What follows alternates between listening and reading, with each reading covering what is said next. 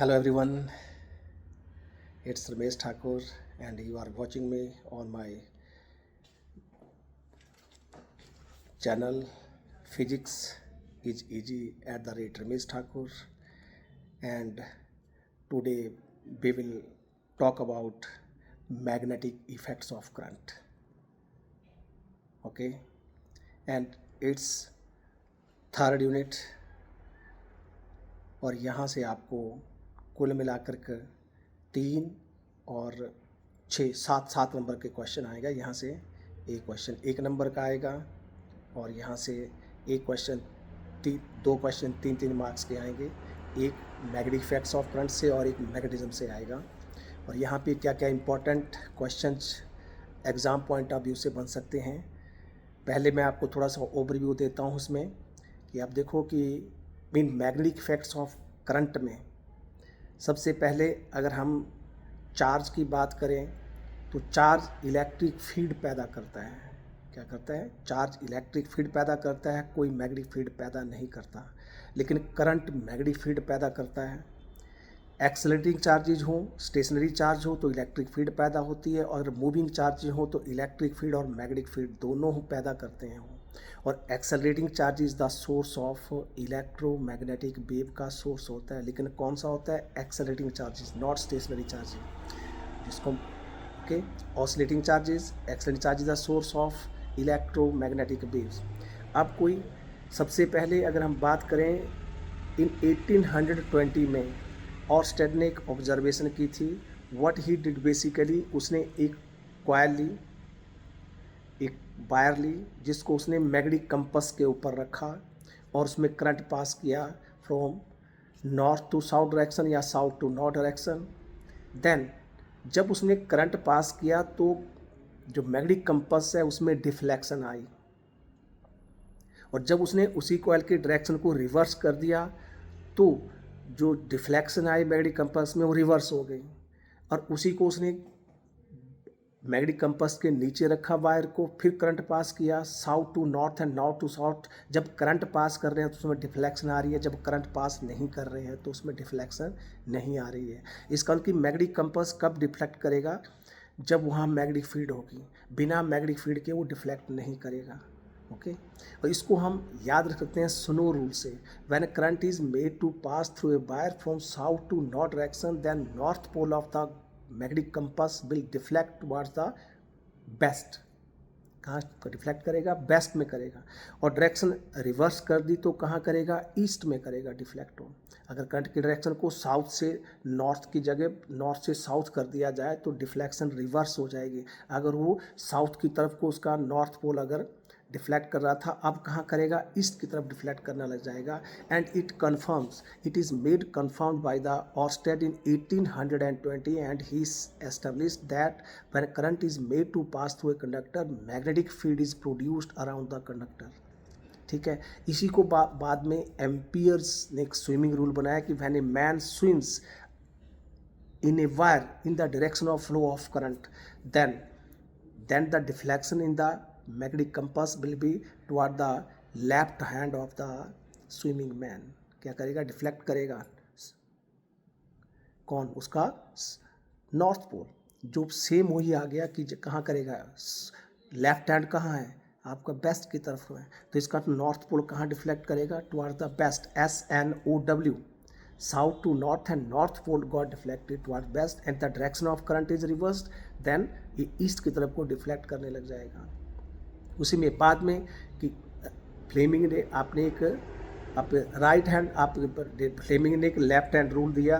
Fleming left hand rule दिया, when we stretch our first finger, centre finger, thumb mutually perpendicular to each other, if this finger, that is forefinger, point the direction of magnetic field, this direction in the current, then this will point the direction of the force on the current carrying conductor in the magnetic field। अब हम किसी current carrying conductor को magnetic field में रखें तो उसके ऊपर जो फोर्स की डायरेक्शन है हम उसको फ्लेमिंग्स लेफ्ट हैंड रूल से निकाल सकते हैं। एक आपके राइट हैंड थंब रूल था, और राइट हैंड थंब रूल से कि जो मैग्नेटिक फील्ड होती है करंट कैरिंग कंडक्टर में, वो क्या होते हैं? मैग्नेटिक फील्ड क्लोज लाइंस बनाती हैं, क्या क्लोज लूप्स बनाती हैं, where electric field close loops नहीं बनाती हैं।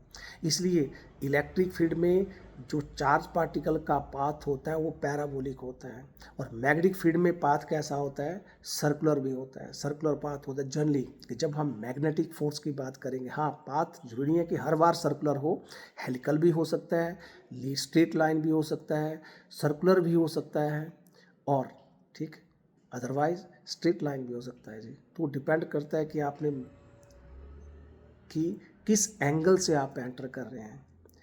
अब when a charge particle enters into magnetic field, तो उसके ऊपर मैग्नेटिक फोर्स लगती है। और मैग्नेटिक, जब कोई चार्ज पार्टिकल इलेक्ट्रिक फील्ड में एंटर करेगा तो इलेक्ट्रिक फोर्स लगेगी। अब कोई सेम चार्ज पार्टिकल जब मैग्नेटिक फील्ड में एंटर करेगा तो मैग्नेटिक फोर्स पर लगेगी। अब इलेक्ट्रिक फील्ड ई में एंटर कर गया तो F is equals to Q E force लगेगी। और इलेक्ट्रिक फील्ड की फोर्स का काम है, इलेक्ट्रिक फील्ड की जो फोर्स है उसका काम है चार्ज पार्टिकल को एक्सेलरेट करना। इसका मतलब कि अगर हमें किसी चार्ज पार्टिकल की वेलोसिटी बढ़ानी हो तो उसको इलेक्ट्रिक फील्ड में पास करके ही बढ़ सकती है। मैग्नेटिक फील्ड का काम वेलोसिटी को घटाना बढ़ाना नहीं है, लेकिन मैग्नेटिक फील्ड का काम है उसको डायरेक्शन देना। इस कल कि जब same charge particle magnetic field में एंटर करेगा तो उसके ऊपर फोर्स लगेगी charge on the Q. Charge अगर मैग्नेटिक फील्ड बी में एंटर कर रहा है विद वेलोसिटी वी कर रहा है तो Q is equals to V cross B. V is the velocity and B is the strength of the magnetic field. When a charge F is equals to Q times cross product of V and B, where V is velocity and B is the strength of the magnetic field. और जिस plane में V और B लाई कर रहे हैं उसके जो force होगी उसके परपेंडिकुलर होती है। द प्लेन, जिस प्लेन में V और B लाई कर रहे हैं जो फोर्स होगी उसके परपेंडिकुलर होगी जी। तो इसका मतलब कि charge particle Q V B maximum force की, क्योंकि क्रॉस प्रोडक्ट को हटाना तो साइन थीटा लिखते हैं, और साइन थीटा 1 कब होता है, जब थीटा 90। इसका मतलब कि जब चार्ज पार्टिकल मैग्नेटिक फील्ड में एंटर करेगा और जब थीटा 90 डिग्री का हो तो वो मैक्सिमम फोर्स एक्सपीरियंस करता है। क्या करता है, maximum force, and that is equal to Q V B. This is the maximum. और जब ये फोर्स एक्सपीरियंस करता है तब उसका पाथ सर्कुलर होगा। और जब वो 0 डिग्री की, इसका कि आपके पास 3 कंडीशन आ गई। अब V0 हो, चार्ज पार्टिकल स्टेशनरी, इसका magnetic field do not exert any force on the stationary charge. Charge should be moving, केवल मैग्नेटिक फील्ड केवल मूविंग चार्जेस के ऊपर ही फोर्स लगाती है, और इलेक्ट्रिक फील्ड स्टेशनरी चार्जेस के ऊपर फोर्स लगाती है। तो मूविंग चार्जेस के ऊपर फोर्स लगाती है। अगर चार्ज पार्टिकल एट रेस्ट है, no force is experienced by a charge particle in the magnetic field. If the charge particle is moving parallel or anti parallel to the magnetic field, even then no force is experienced by the charge particle, then path is a straight line. For example, a beam of electron is moving parallel to the magnetic field. What is the force experienced? So no force is experienced by the beam of electron. They will go straight, अपने path से deviate नहीं करेंगे। और जब 90 पे enter करेगी then the charge particle will experience maximum force and path will be circular. तो it means magnetic field का काम क्या हुआ, इसका गोल गोल घूमना शुरू कर जाते हैं charge particle. It means the magnetic field provide necessary centripetal force to the charge particle when it enters to the magnetic field in a direction perpendicular to the magnetic field. Okay, तो इसलिए Q B V is equal to M B square upon R. हम charge particle का time period of rotation निकाल सकते हैं, radius निकाल सकते हैं, फ्रीक्वेंसी निकाल सकते हैं बाय यूजिंग दिस फॉर्मूला। ये फॉर्मूला लगा के हम उसको निकाल सकते हैं। और जब when charge particle enters into magnetic field at an angle other than 0, 90 and 180, then path will be helical. जैसे आपका स्प्रिंग होता है वैसे उसको हेलिकल पाथ होता है। तो there are straight line path, circular path and helical path. वो कब कब होंगे मैंने आपको बता दिया। अब ऑर्स्टेड ने कहा था कि 1820 में कि मैग्नेटिक फील्ड पैदा करते हैं। उसके बाद कि what are the factors on which the magnetic field because of a current carrying conductor depends. तो ऑर्स्टेड कुछ नहीं उसको एक्सप्लेन नहीं कर पाया। देन वाइट एंड सावर्ट, दो साइंटिस्टों ने मिल करके ये लॉ बना दिया कि when current is made to pass through a conductor then magnetic field is produced. And the factors are, वो किस पे डिपेंड करती है। एक स्ट्रेट कंडक्टर ले लिया जाए तो उसमें वो बोलता है कि जो V होगी वो डायरेक्टली प्रोपोर्शनल टू लेंथ के डायरेक्टली प्रोपोर्शनल, करंट के directly proportional. Okay, and sine of the angle made by the position vector of the point P with the conductor. और कंडक्टर पे एंगल पे भी डिपेंड करता है कि कंडक्टर के डिफरेंट एंगल्स पे different. If the point at which magnetic field is to वैल्यूटी, अगर वो करंट करी कंडक्टर के लाइन ऑफ एक्शन के ऊपर ही लाई कर रहा है तो मैग्नेटिक फील्ड जीरो होगी, नो फील्ड, उसको मैग्नेटिक फील्ड कितनी होगी, जीरो होगी। ओके, इसका मतलब है कि अगर if the point P at which magnetic field is to be evaluated that lies on the line of action of the current carrying conductor, then magnetic field at that point is equal to 0 and otherwise आपके पास तो white and Savart ने कहा था that is mu, तो that is जो B होगी वो directly proportional to IDL या IL sin theta, IL sin theta divided by 4 pi r square, square of distance के इनको इनवर्स स्क्वायर लॉ को ओबे करती है, where sine theta is the किसके बीच का एंगल है, एल और आर के बीच का, एल क्रॉस आर के क्या होगी, जो मैग्नेटिक फील्ड होगी उसके परपेंडिकुलर होगी। तो that is equals to D V is equals to mu naught I D L sine theta upon 4 pi R square, फिर mu naught is absolute permeability और परमीएबिलिटी इन फ्री स्पेस और in vacuum. और जितनी ज़्यादा mu की value ज़्यादा होगी उतना ही क्या होगा जी, उतनी उसकी जो मैग्नेटिक फील्ड लाइंस को पास करने की जो एबिलिटी होगी वो ज़्यादा होगी। जैसे सॉफ्ट आयरन की मैग्नेटिक परमीएबिलिटी की वैल्यू ज़्यादा होती है, it means soft iron allows a easy part to the magnetic field lines to pass through it. इसलिए हम इलेक्ट्रोमैग्नेट बनाने के लिए सॉफ्ट आयरन का यूज़ करते हैं because of its high magnetic value of the magnetic permeability. It the magnetic field lines can penetrate deep in the interior of soft iron. Okay, तो Biot Savart law ने एक law दे दिया, that is B is equals to, क्या लिखा था आपने, mu naught I L sine theta upon 4 pi R square, और हम डी वी निकालते हैं तो पहले D V is equal to mu naught I D L sine theta upon 4 pi R square. अगर L D L cross R लिख दिया जाए यूनिट वेक्टर की फॉर्म में, वेक्टर फॉर्म में अगर यूनिट वेक्टर फॉर्म लिखेंगे तो नीचे आर स्क्वायर, वेक्टर की फॉर्म लिखेंगे तो नीचे आर स्क्वायर हो जाएगा, आर क्यूब हो जाएगा नीचे, एंड सो ऑन। तो इस तरह से, and magnetic field because of a long straight conductor की magnetic field Biot Savart law ने निकाली थी तो हमको निकाल सकते हैं, and that is equals to mu naught I upon 4 pi A into sine of phi 1 plus sine of phi 2। जैसे मैंने थोड़ी देर पहले बताया कि मैग्नेटिक फील्ड अगर करंट करी कंडक्टर है, स्ट्रेट कंडक्टर है, तो मैग्नेटिक फील्ड किसके बराबर होगी, दोनों एंड एंगल पे डिपेंड करती है जी। एक अगर if one of the point, अब अगर आप मैं सेंटर से ले रहा हूँ पॉइंट पी, कहाँ से लिया है कि at the from the centre of the conductor से पॉइंट पी लिया है मैंने, तो वहाँ पे दोनों एंगल कितने हो जाएंगे, बराबर होंगे, 45 डिग्री के आ जाएंगे दोनों एंगल ही। स्क्वायर ले लिया जाए तो स्क्वायर में क्या होंगे 90। तो अगर हमें सेंटर ऑफ द स्क्वायर के सेंटर पे मैग्नेटिक फील्ड निकालनी तो क्या करेंगे, वाइट सावर्ट लॉ को ही लगाएंगे हम, और क्या लगाएंगे, mu naught I upon 4 pi into sine of phi 1 plus sine of phi 2, phi 1 equal to phi 2 is equal to 45 degree होगा। इफ़ अगर आपके पास एक स्क्वायर में करंट पास कर रहा है तो हम मैग्नेटिक फील्ड निकाल सकते हैं एट द सेंटर। तो क्या होगा, एक 4 कंडक्टर हैं, एक की निकालो, दूसरे की निकालो, तीसरे की, चौथे की, दैट इज 4 टाइम्स बी लिखेंगे आप उसको, तो नेट फील्ड आप निकाल सकते हैं उसमें। तो इस केस में कि जो हमारा लॉन्ग स्ट्रेट कंडक्टर की मैग्नेटिक फील्ड अगर इनफाइनाइटेसली लॉन्ग हो जाए तो क्या होगा जी, तो मैक्सिमम एंगल कितना था, मैंने कहा phi 1 equals to phi 2 is equals to 90 degree हो जाएगा। क्या हो जाएगा, दोनों एंगल मैक्सिमम एंगल कितना है जी, 0 to 90 जाएगा, तो कितना एंगल जाएगा, मैक्सिमम 90 पे एंगल चले जाएंगे। तो आप साइन 90 2 हो गया, 2 से 2 कट गया, तो mu naught I upon 2 pi A हो जाता है। कितना हो जाता है जी, 2 पाई ए इज डिस्टेंस निकाला मैंने, distance of the point P at which the magnetic field because of the current carry conductor is to be evaluated, उसको हम निकाल सकते हैं। तो अगर इनफाइनाइट ऐसी लॉन्ग स्ट्रेट कंडक्टर होगा तो फॉर्मूला क्या बन गया, पहले था long straight conductor general formula, लेकिन मैंने कहा इसको अगर आप अलग अलग angle, if the point P lie close to the one end of the conductor, तो एक फाई 1 0 हो जाएगा, एक 90 हो जाएगा, तो आंसर आएगा mu naught I upon 4 pi रह जाएगा। तो एक आंसर आया mu naught I upon 4 pi A times sine of phi 1 plus sine of phi 2 when the point P lie close to one end of the conductor, तो एक phi 1 90, एक phi 2 0, तो आपके पास mu naught I upon 4 pi A, और आपके पास है when conductor is infinitely long हो जाएगा तो phi 1 equal to phi 2 equal to 90, तो 90 2 से 2 कट गया, mu naught I upon 4 pi A हो जाएगा। आप डिस्टेंस को आर लिखें, ए लिखें, डी लिखें, वो आपकी मर्जी होती है, उसमें कोई दिक्कत वाली बात नहीं होती। अब क्या कि अब लॉन्ग स्टेट कंडक्टर की कंडीशन बता दी, जैसे आप जब आप एम्पियर सर्क्यूटर लॉ को करेंगे, दैट इज इक्वल टू कि line integral of magnetic field over a close loop is equal to mu naught time mu naught N I, where capital N I, where capital N is total number of turns of the coil और loop. ठीक है, तो तब हम infinitesimal long straight conductor ही मान के चलते हैं, तब magnetic field at every point on the circumference of the circle will be equal to same होगी, that is equal to mu naught I upon 2 pi A ही होगी। तो ये फॉर्मूला लगाना पड़ता है।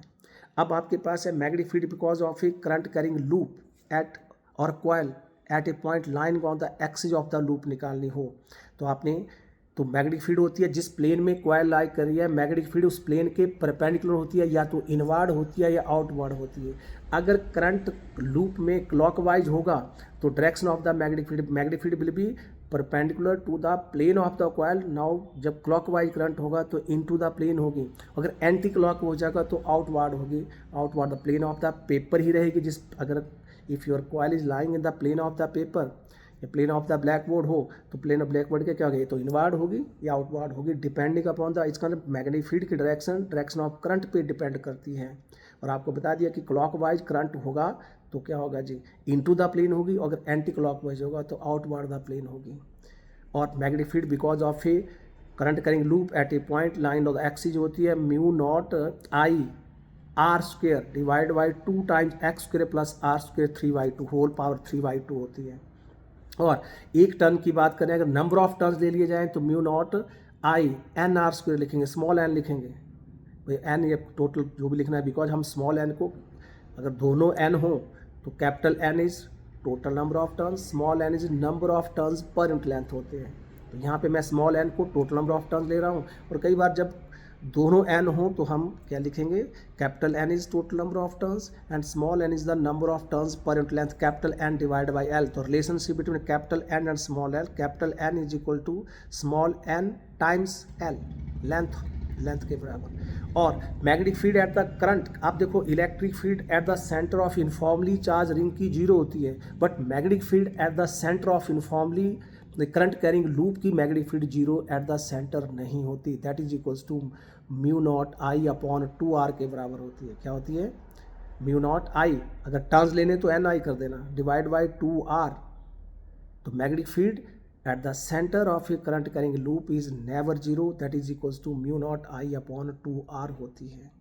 ओके, अब इसलिए अब आपके पास क्या हो कि अगर eight the centre current carrying loop है, कॉइल है, उसके सेंटर पे अगर आपने ऐसे करंट पास कर रहा हो तो अलग अलग सिचुएशन में अलग अलग मैग्नेटिक फील्ड, आप वाइट-सावर्ट लॉ की मैंने मैग्नेटिक फील्ड, ये इंपॉर्टेंट क्वेश्चन है फॉर 3 नंबर के लिए, obtain an expression for magnetic field because of long straight conductor carrying current using white-Savart law 1। Number 2, obtain an expression of magnetic field because of a current carrying loop or coil at a point lying on the axis of the loop using White-Savart law, that is also equal to फॉर्मूले बता दिए मैंने, mu naught current carrying loop पे axis पे होती है mu naught I R square divide by 2 times X square plus R square whole power 3/2। और at the centre of the 2 number का question, at the centre of current carrying loop that is equal to mu naught I upon 2r होती है। Okay जी, तो इस तरह से आपके पास है कि लॉन्ग, अगर आपके पास किसी करंट कैरिंग कंडक्टर को मैं मैग्नेटिक फील्ड में रख दूं तो magnetic, because you know there are large number of free electrons in a conductor और they are moving at random और zigzag motion when no field is applied. लेकिन field apply करें तो आपके पास है, तो हम नंबर ऑफ, आपको पता है आई इक्वल टू NEA/VD के ऊपर डिपेंड करता है current is directly proportional drift velocity. हम क्या करेंगे, एक स्मॉल एलिमेंट के ऊपर फोर्स निकालेंगे बिकॉज उसमें number of electrons, n is the number of electrons per unit volume होते हैं। आप उसको फॉर्मूला DQ निकाल सकते हैं, DQ। अब फॉर्मूला क्या होता है, when a charge particle enters into a magnetic field that is equals to, तो force it is experience a force that is F is equals to Q times cross product of velocity vector and magnetic field vector. Okay, और जब आपके पास charge particle electron हो तो इसका मतलब है कि when current conductor is placed in a magnetic field then what happens, the all the electron will experience magnetic force and that force is transmitted along the length of the conductor। और formula बन जाएगा।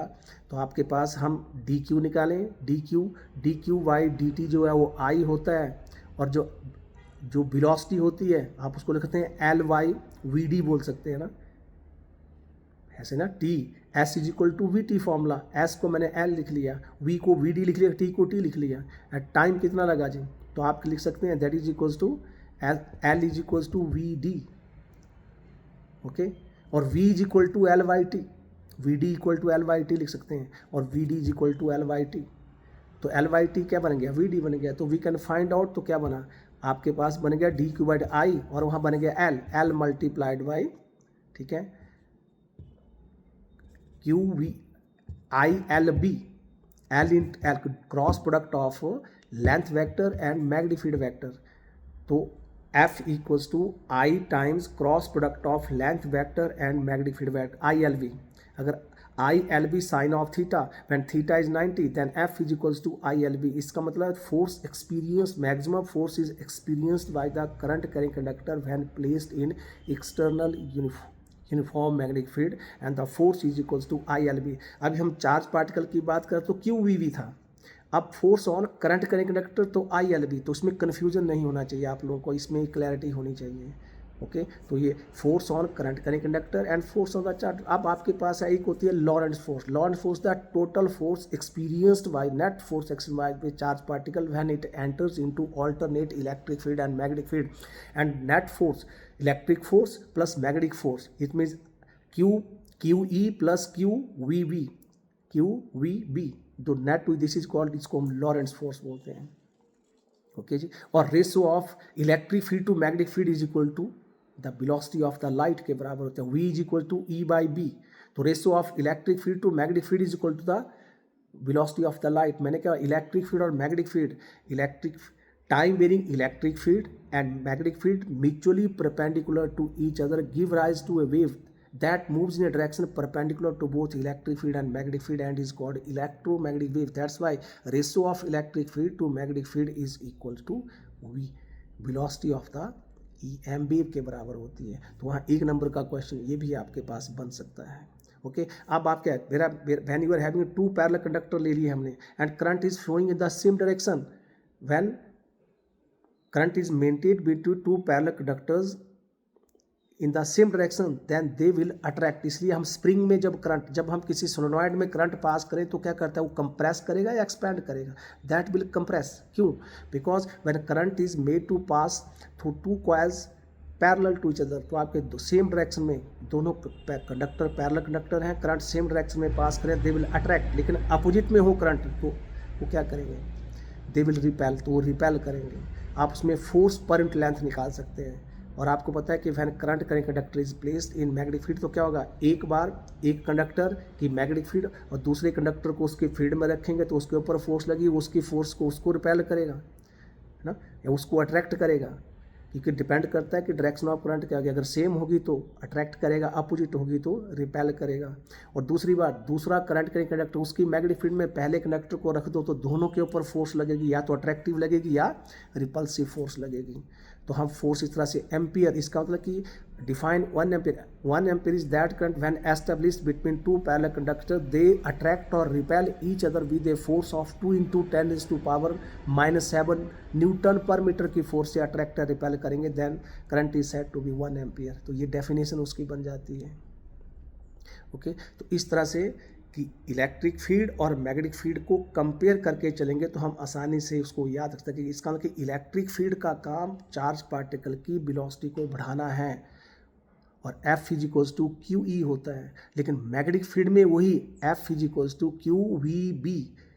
Magnetic field do not exert any force on stationary charges or on a charge which is moving parallel to the magnetic field. It means if the charge particle enters perpendicular to the magnetic field, then it will experience maximum force and the path of the charge particle will be circular. Or if it enters at an angle other than 0, 180 and 90, then path will be helical path होगा उसका। Otherwise 0, 180 के ऊपर straight line path होगा, और 90 के ऊपर circular path होगा। तो डिफरेंट सिचुएशन में डिफरेंट कंडीशंस आप लगा सकते हैं। तो दिस इज़, ये आपका मैग्नेटिक इफेक्ट्स ऑफ करंट से आपको यहाँ से क्या क्या, एक और आपको क्वेश्चन बन सकता है उसमें, जिसको मूविंग कॉइल गैल्वेनोमीटर बोल सकते हैं। और मूविंग कॉइल गैल्वेनोमीटर में आपके उसमें टॉर्क भी लगता है। जब हम किसी रेक्टेंगुलर कॉइल को मैग्नेटिक फील्ड में रखते हैं तो उसके ऊपर टॉर्क लगता है। Torque is equals to M cross B, cross product of where M is magnetic moment and B is the strength of the magnetic field, M cross B. और M B sine of theta के बराबर torque लगता है उसके ऊपर। अब इसका moving coil galvanometer is an instrument which is use to measure very small deflections of current. और जब उसमें करंट पास करता है तो डिफ्लेक्स करता है। क्या करेगा उसमें, एक कॉइल होती है जिसको क्या करेगी, जब करंट पास करेंगे तो क्या करेगी, जो रोटेट करना शुरू करती है, डिफ्लेक्ट करती है। और उसके ऊपर रिस्टोरिंग टॉर्क, डिफ्लेक्टिंग टॉर्क और रिस्टोरिंग टॉर्क लगता है। और जब डिफ्लेक्टिंग टॉर्क और रिस्टोरिंग टॉर्क जब इक्वल हो जाते हैं, है ना, तो then it will come to rest, ये फिर रेस्ट में आ जाती है। ओके, और तब आपके पास restoring torque is equal to deflecting torque हो जाता है। और जो deflection in the galvanometer directly proportional to I is directly proportional to theta होता है। तो जितना इसका मतलब है, this moving coil galvanometer is said to be sensitive if it shows very large deflection even for a very small current. छोटे current के लिए लार्ज डिफ्लेक्शन तो उसको सेंसिटिव बोलते हैं। और सेंसिटिविटी दो तरह की होती है, current sensitivity end voltage sensitivity. हम सेंसिटिविटी को घटा बढ़ा सकते हैं बाय यूजिंग फैक्टर के ऊपर, आई, ए, बी, एम, इनके ऊपर डिपेंड करते हो। तो आपने इस तरह से हम इसको, ये मूविंग कॉइल, और आपके पास है we can convert galvanometer into ammeter and voltmeter as well by shunting the galvanometer we can convert into an emitter of any range, given range. or when by connecting high resistance series with the galvanometer we can convert galvanometer into a voltmeter of desired range, convert कर सकते हैं हम इनको दोनों को। और thank you very much, आज के लिए इतना ही काफ़ी है। अपने कमेंट्स करना, और आपको कौन सी चीज़ और चाहिए उसके लिए आप मुझे कमेंट करना। मैं ब्लैक बोर्ड पे एक्सप्लेन करके आपको बता सकता हूँ। Thank you very much. Okay.